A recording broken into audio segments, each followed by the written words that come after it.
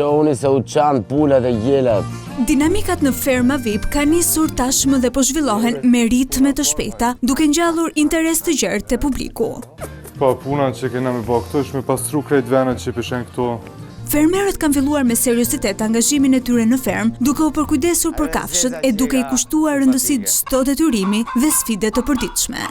Megjithatë, krahas përkushtimit, nuk kanë munguar debatet, por edhe momentet pozitive që kanë shoqëruar këto ditë bashkëtese.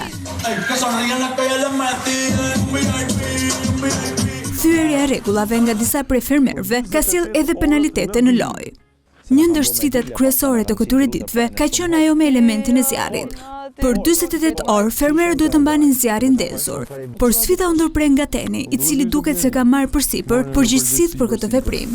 Mos e fik! Po çfarë bën o Ten, se jam unë këtu? Mbetet për të parë se çfarë pasojash do të sjellë kjo dhe si do të ndikojë në fatin e Tenit.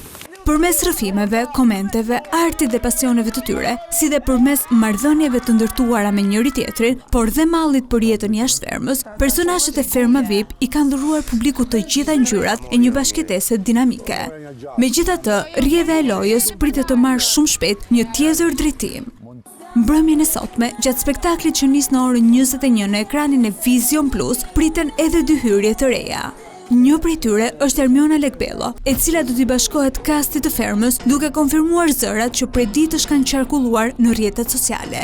Produksioni e ka zbuluar hyrjen përmes një videoje paralajmëruese ku ajo shfaqet elegante dhe e sigurt.